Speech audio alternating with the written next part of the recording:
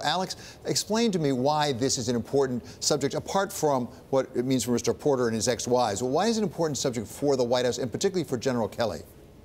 Staff secretary really understates the importance of this guy's job. He's a very high-ranking official in the White House. He handled a lot of classified material. He essentially put his hands on every piece of paper that went in or out of the White House. He also sat in on meetings in which classified material was discussed. And he apparently never had a permanent security clearance, probably because of these allegations against him. The question now is who knew what in the White House before these published reports on the domestic violence allegations, and what they did about it.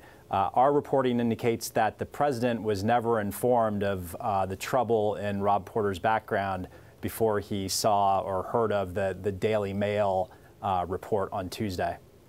Alex, but this is not the first time that we hear about problems with some of the personnel, whether it was in the White House or as the campaign progressed. So what does this tell you about this administration's vetting process?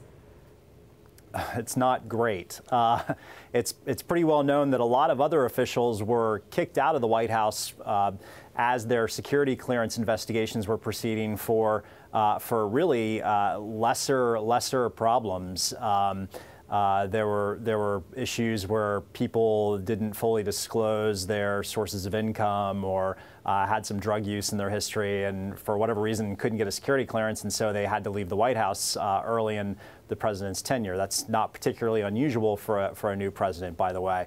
But in this case, in Rob Porter's case, he was allowed to stick around, even though there were apparently some very serious allegations in his history, and so that's what we're asking now. Who let him stay there and why?